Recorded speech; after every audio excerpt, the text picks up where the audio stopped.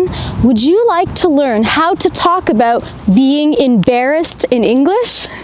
Welcome to Jen's Jyugyou. My name is Jen, and today we're going to talk about embarrassment. Stay tuned to the very end of the video to hear my most embarrassing memory and to practice your listening skills. When people say they are embarrassed, it is because of some sort of mistake they have made or some sort of action that they have done, which now makes them feel like they really should not have done that and they really wish that that hadn't have happened. When you are embarrassed, of course, you can express your feelings by saying, "Oh my goodness, I'm so embarrassed." But there are a few other vocabulary words with the same or similar meaning as well. You can express the fact that you are really embarrassed by saying, "I was absolutely mortified." Mortified means that you are really embarrassed. And a similar expression to mortified is humiliated. If you are humiliated, it is super embarrassing. "Oh my gosh, I can't believe this happened. I'm never ever gonna be able to show my face around here again." Sometimes people will express the fact that they were embarrassed by saying, "I just felt so uncomfortable after that mistake I made," or "It was just so awkward." So being awkward or feeling uncomfortable is also a result of having something embarrassing happen to you. For example, if I am walking with a tray full of food and I suddenly trip and spill it and the food falls on the guy that I have a crush on, "Oh my goodness, I'm so mortified. This is such an awkward situation. What am I gonna say now?" Connected to being embarrassed, you might have heard the expression that it was cringe worthy. So when you cringe, it's a feeling of, I wish that hadn't have happened. So it's cringe worthy. And you can also say, "My mistake just made me cringe. I was so embarrassed." A common expression you might hear people saying when describing a situation where they felt embarrassed was, "I felt a wave of embarrassment wash over me." So this gives you the image of maybe you are on a beach and a wave comes and it covers you. So in English, we will say, "I felt a wave of embarrassment wash over me." Often when you feel embarrassed, you might start laughing nervously and stuttering. This is stutter. So nervous laughter, stuttering. And one of the most common things that happens, especially to me when I'm embarrassed, is that my face turns really red. I am blushing. And when we blush due to embarrassment, we have the expression, "My face turned beet red." Beet red. Oh my gosh, I was so embarrassed. My face turned beet red. I mentioned that you feel embarrassed because of a mistake that you have made. You have done something by accident. You have caused an unintentional blunder, or a great word is a gaffe. A gaffe is also a mistake that you have made by accident. A great example of a gaffe would be, at the business meeting, I went to introduce my coworker and suddenly I couldn't remember her name and I pronounced it completely wrong. That was a really big gaffe, which made my coworker quite upset. A very common reason you might feel embarrassed is because you have accidentally said something without thinking, and you wish that the thing that you said had not been said. You wish that you had have just kept your mouth shut, because now you are embarrassed by your words. We have a great expression for this. It is to put your foot in your mouth.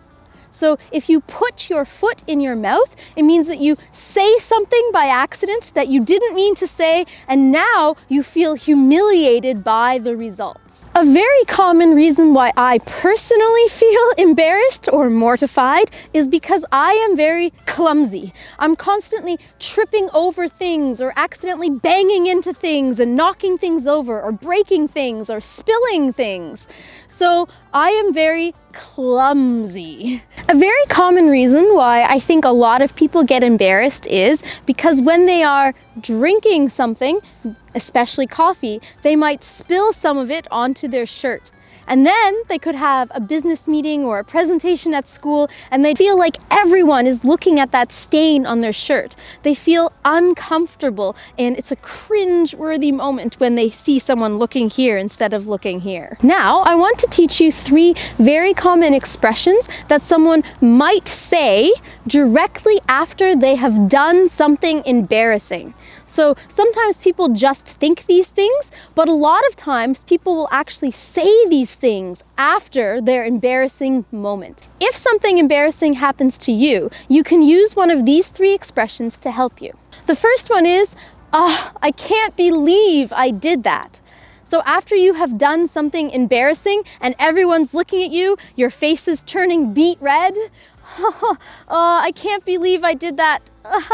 Maybe try and laugh it off and get people to stop paying attention to your gaffe. I can't believe I did that. The second one is, I don't know what I was thinking.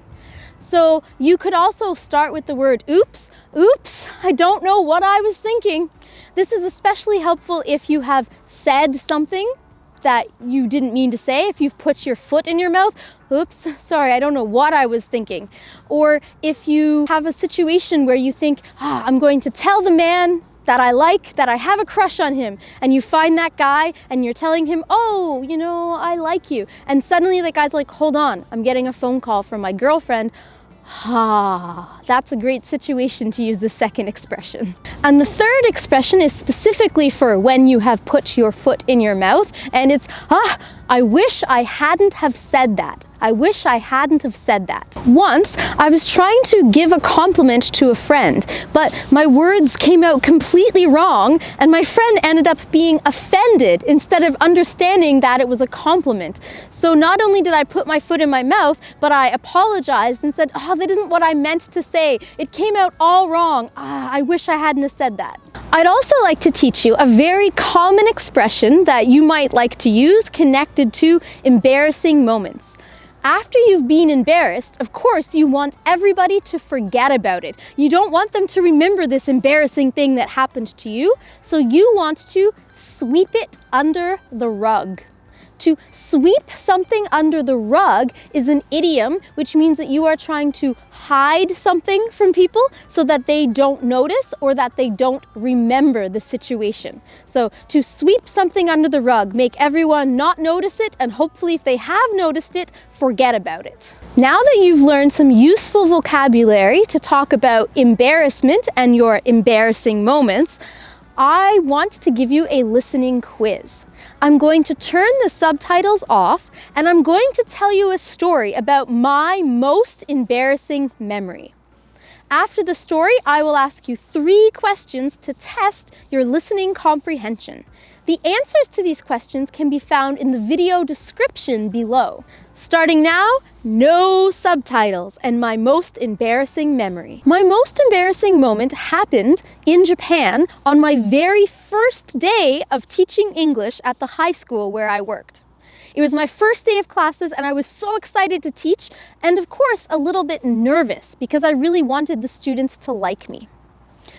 I learned something interesting about Japanese culture that day.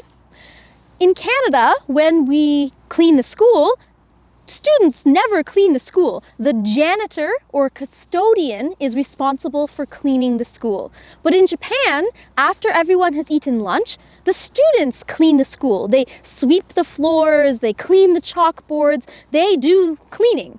So I noticed some of my students were on the floor with a rag, kind of washing the floor. And I thought, everyone is cleaning. I should join them and clean with them so that they like their new teacher. So I bent down to help them clean the floor, and when I bent down, I heard a strange sound. It was like a kind of sound. I had no idea what it was, and I continued helping my students clean the floor. The bell rang, we went back, I gathered my material, and I went to class to teach my first ever lesson. And I stood in front of the classroom and I introduced myself. Good afternoon, everyone. My name is Jen. And suddenly another teacher ran into the classroom and yelled, "Stop, stop, Teacher Jen, you have a hole in your pants." What? In front of the whole class of like 40 students. My face turned beet red and I was like, what? What are you talking about? And I looked down. She's like, no, no, no. And then I turned around huge hole in my pants, and the entire class of 40 students could see my panda bear underwear. My face was beet red, and I was just absolutely humiliated. Luckily, the teacher who called my name and told me to stop had also brought a sweater for me to tie around my waist so that students could stop looking at my underwear. But it was super embarrassing, and I just wanted to sweep the entire thing under the rug and forget about it. I really wish that that hadn't have happened. So that is my most embarrassing story. Now, I want to ask you 3 questions about my most embarrassing story to help you test your listening comprehension. Question number 1 is, why was I embarrassed? What caused me to become humiliated? Question number 2, how did I rip my pants?